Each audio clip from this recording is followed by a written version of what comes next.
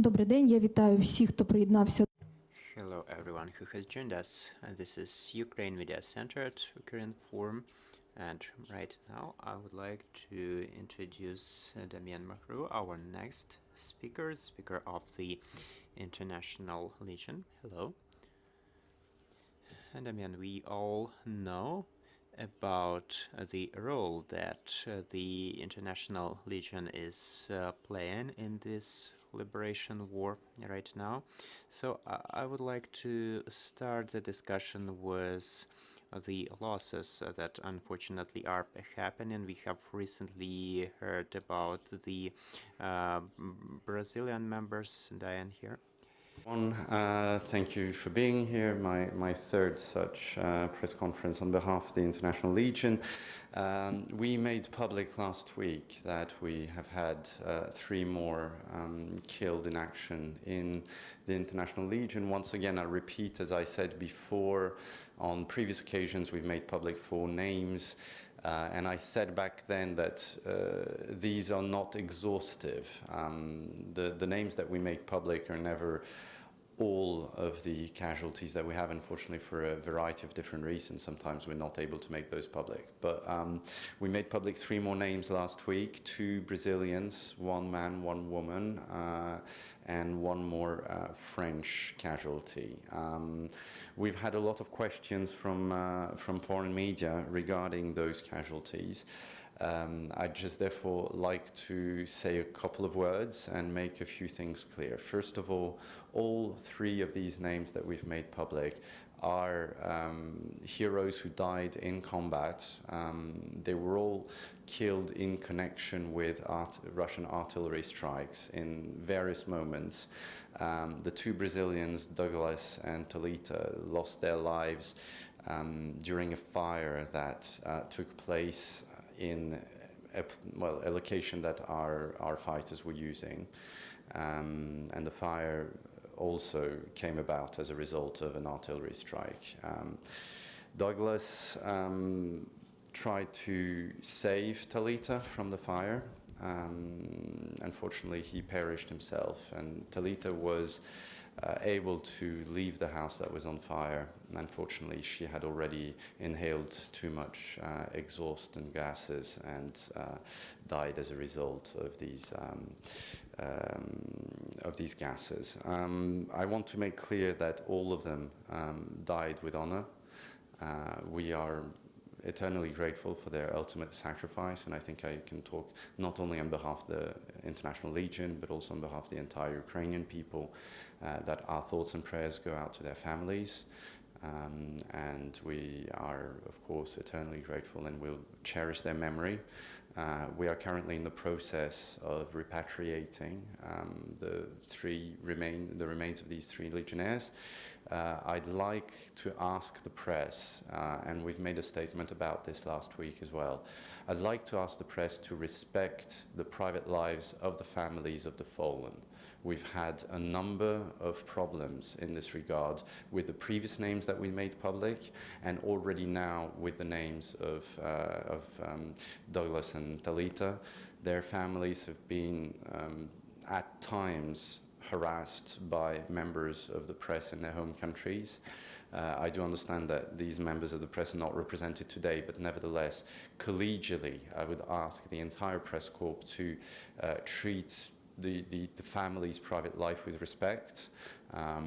If they would like to get in touch with the families or ask them questions, they can do so through the International Legion's press office. They can get in touch with me, or they can get in touch with Mockingjay, who's our communications director, and we can pass on questions in case the families would like to answer them. But we'd like to ask everyone not to try to get in touch directly with their families. That's quite important.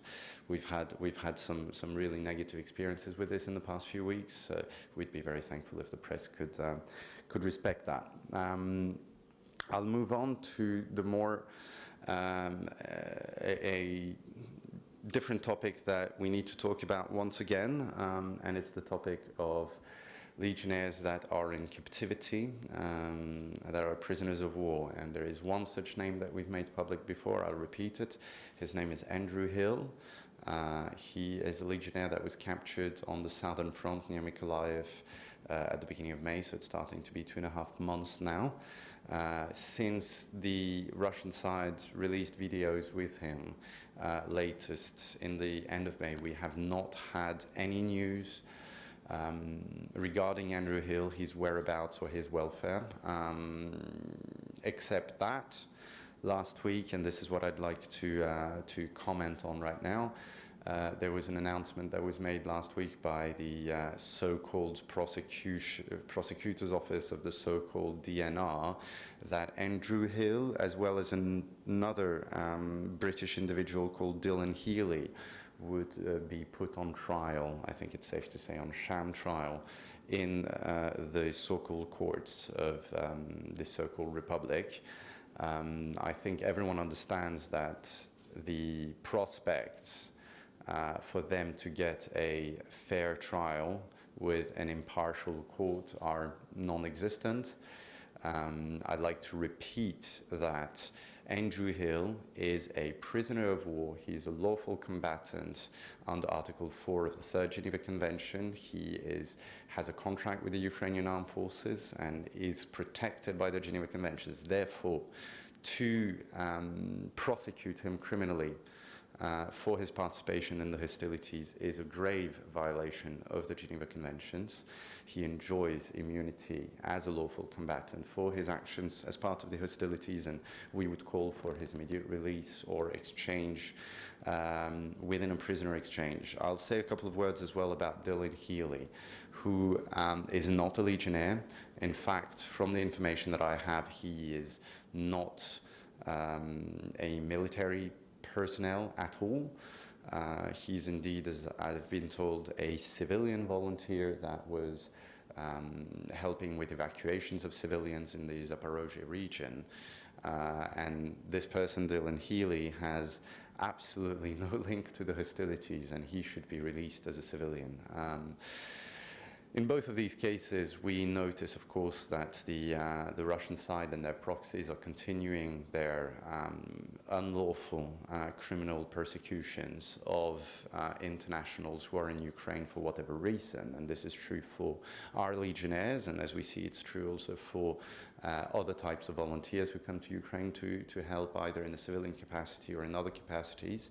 It is the same case as was for these two British and one Moroccan national who were put through a sham trial a few weeks back that are all serving members of the armed forces in other parts of the armed forces, not legionnaires, but is the same case for them. What we see is that Russia is instrumentalizing any Western captives that they can get their hands off in order, as we think, to increase their bargaining position in negotiations when it comes to prisoner exchanges.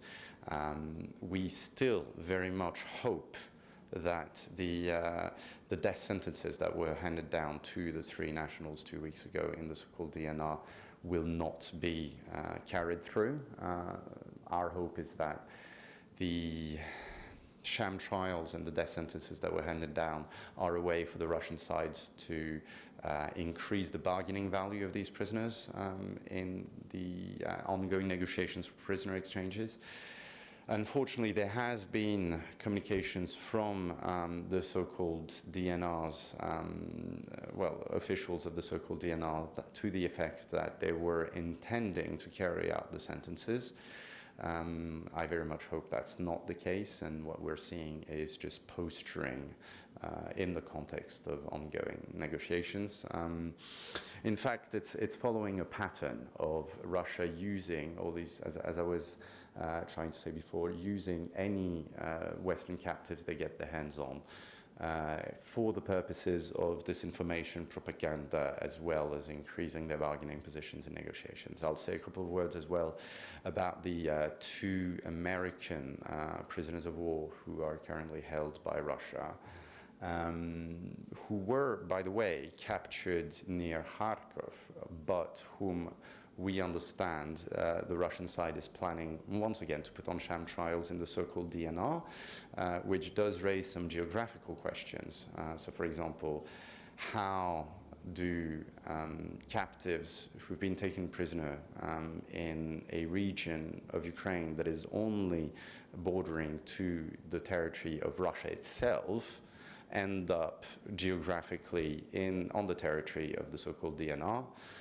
There are theories going around that this is done because the so-called DNR still has capital punishment, whereas there's a moratorium on the capital punishment in Russia since 1997.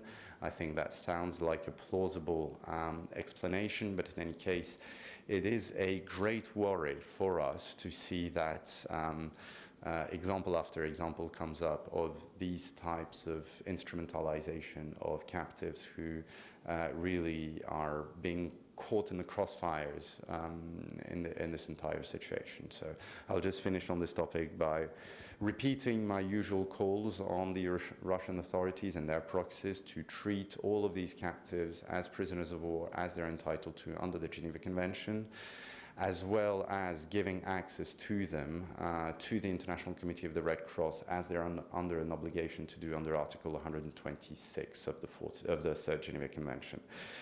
This is starting to become a regular call at all of these events. Unfortunately, I'm afraid I'm going to have to repeat that every time, since we see that the Russian side is not taking its obligations under the Geneva Convention seriously. Obviously, that's not a surprise for me, but nevertheless, this is the body of rules that we are that govern armed conflict, and at least the Ukrainian side is trying to uphold them. So I would call on the Russian authorities to follow their obligations there. There is one more topic I'd like to bring up, which is continued attempts at from the Russian propaganda machine to put wrongful information across in the international media with varying success. So the latest was that we last week heard that Russia had, and if I remember the headline correctly, destroyed 200 more foreign fighters in an airstrike. That was also untrue. We've had examples in the past, for example, in connection with the bombing that happened at the Yavrev International Center for Peacekeeping and Security on 13th of March, whereafter the Russian Ministry of Defense also alleged that they had killed over 200 foreign fighters. That was later completely debunked and proved to be untrue, and we have here one more such example.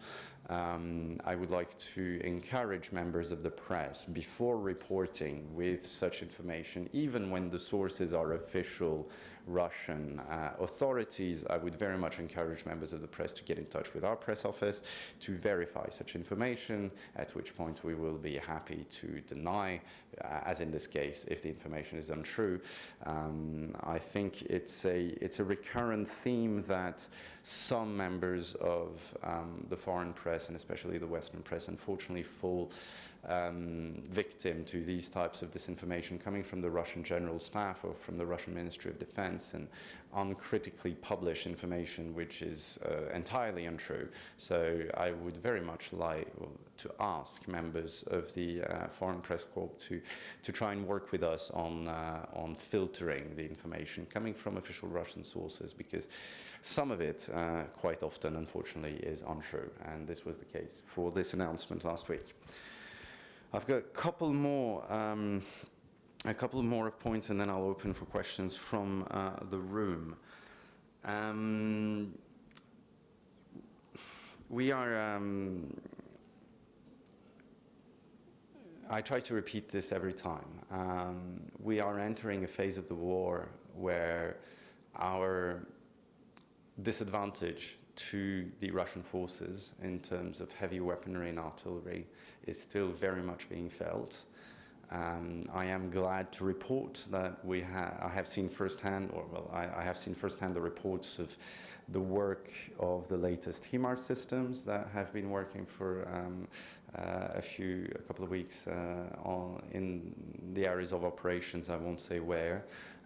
This is very helpful, and we can see the results already, but as every time, I will repeat once again, although Ukraine and the Ukrainian armed forces, and I can say this on behalf of the International Legion, are very grateful for the military aid that's been given by NATO countries since the beginning of the war, and it's been decisive in managing to stem the tide of the Russian invasion, without which the war would have gone much worse. And of course, we're very thankful for the help that's already been given, but it cannot be considered by any means to be enough.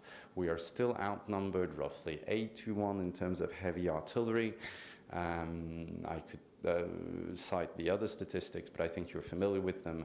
In other terms, we are still vastly outgunned, and we will need a lot more heavy weaponry in order to turn the tide. So please keep it coming, and this is a message to both decision makers in NATO countries, but also to normal civilian populations. If you see this, you all have the power to help. You can write to your MP, you can ring your congressman, you can put pressure on them, you can do petitions, put pressure on your governments so that military aid keeps coming to Ukraine. It's of vital importance for the continuation of the war, and without this weaponry, we will not be able to win. One last thing is, often I try on these briefings to focus on things that have to do with the Legion itself, but I'd like to bring up a matter which has been covered quite well, but which I haven't mentioned earlier. And it's the case that we are witnessing every day, also on our positions, and also our legionnaires are witnessing war crimes being committed by the Russian forces. And those take the shape of both artillery strikes and air strikes and missile strikes on civilian objects and civilian infrastructure. We are ourselves witness to these facts. Legionnaires have offered, and I'll pass on the offer when I have a meeting with them, to the investigative working group that's been set up by the President of Ukraine to document instances of war crime in this war. We've offered to adduce evidence in this regard, but I would like to repeat this, that what we are witnessing is a complete disregard for the body of rules that regulate armed conflict in the Geneva Convention and other instruments of international humanitarian law. Unfortunately, that is continuing, and it needs to stop. I think this was all from me. I'd like to open the floor if there are any questions. Дам'єне, скажіть, будь ласка, чи долучаються Do international organizations participate in the liberation of international citizens, combatants, and civilian volunteers?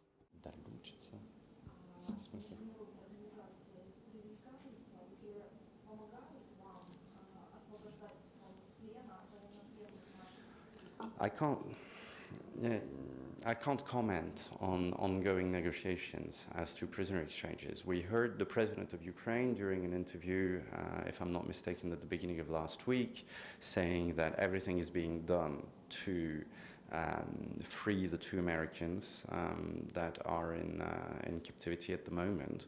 So I'll take the President's word for it. I know, or at the least, I very strongly suspect that there are active negotiations going on with the Russian side with a view of having these prisoners of war exchanged. I've heard various claims from various pro-Russian sources that these prisoners would be offered for an exchange against high-profile prisoners that are held by the Ukrainian side, such as certain pro-Russian politicians whose name I won't mention. I think this illustrates what I was saying, that these prisoners of war are being used as bargaining chips, and that the Russian side is trying to get as much value out of them as possible. I can't comment on the involvement of international organizations simply because I have no first-hand knowledge. I'm not involved in these negotiations, but since since it is the official role of the International Committee of the Red Cross to facilitate and mediate such negotiations, then I have no doubt, or at least I very much hope that they're involved indeed. Шановні колеги, ваше питання, прошу у мікрофон.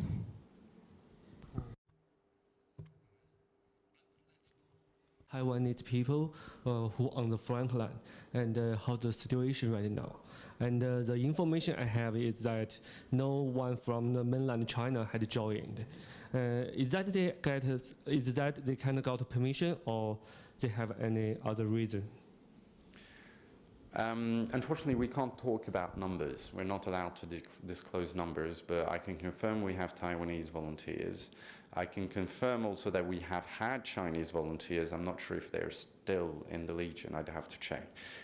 So we've had both Taiwanese and mainland Chinese legionnaires in the Legion. I can't talk about numbers, but I can say something about the conditions on the front since you raised that matter. The conditions on the front, I think it won't be a surprise for anyone, are extremely difficult at the moment. The war has gone into a very, let's say, a very brutal war of attrition with extremely frequent artillery strikes and a very static front. And all together, that makes for extremely difficult fighting conditions for our legionnaires and for all the other Ukrainian defenders. My hope, we've heard a couple of days ago that the President of Ukraine has ordered the liberation of southern Ukraine. We are all expecting some movement on the southern front. My hope is that the front line will become more fluid, that the type of fighting that we're seeing will evolve, and that we move away from this artillery war, which I think is really taking a strain on I think soldiers on both sides, to be honest. So hopefully that will change in the near future. Ще питання. Ukrinform, Natalia Molchanova. You have mentioned the fake of the Russian propaganda. What are the other fakes and manipulations of the Russian propaganda that you have faced, and does it have any impact on the morale of those in the Legion? The reason is quite obvious. They want to make the international community believe that we are weaker than we are. They want to make themselves seem stronger than they are.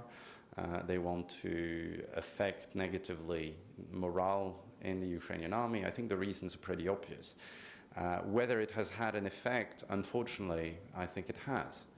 One of the reasons is that we spent the first 2 months of this war as the International Legion fighting disinformation and fake reports and wrong information that was being disseminated about the Legion, whether it was by Russian agents or Russian forces, or whether it was by, let's say,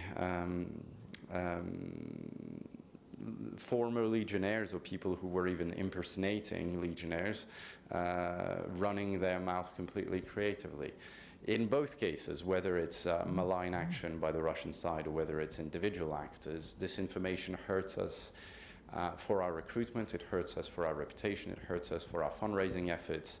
And so, unfortunately, yes, it has had an effect. My hope is that with time, and we've managed to formalize the relationships with the press. We've had several press events here. We've had more and more speakers that have been approved to talk to the press, and we're showing more and more faces of our legionnaires. I think with time, hopefully, some of that disinformation is going to be corrected, and I can say with a little bit of optimism that the situation today is a lot better than what it was 3 months ago in terms of disinformation. But of course it has an effect, and that's why it has to be virulently opposed. Ще питання. Ludovic de Foucault, France 24. I understand you cannot give numbers, but what can you say maybe of the nationalities that would be the more represented in the Légion, and also what can you say about the French national that you mentioned at the beginning of your statement? I've answered this question many times, so I'll just say it quickly. We've got over 50 nationalities represented from every continent, and the most represented are Americans and Brits. I'll just hop over this because I've answered this question many times before. I will say a couple words about Adrien Loyodek. He was one of our very first Legionnaires. He joined on the 1st of March, so in the very beginning of the war. I, in fact, knew him from the very beginning of the war. We met personally. He's been an incredibly effective and respected member of the International Legion. The feedback from his commander was exclusively positive. He had made very, very strong friends who have been supporting both my team and the family in the repatriation process.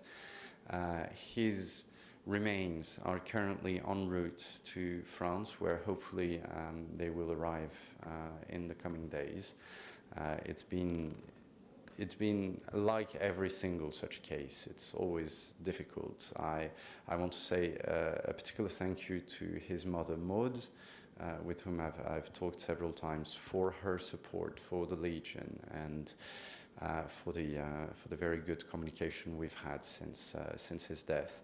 He died a hero in action, and his sacrifice will never be forgotten by the Legion. Ще питання? Я дякую вам. Thank you so much. This was Damien Magrou, the speaker of the International Legion of Ukraine. Thank you for joining us today. Thank you, dear colleagues, for being with us. Please follow our announcements and stay with us. Glory to Ukraine.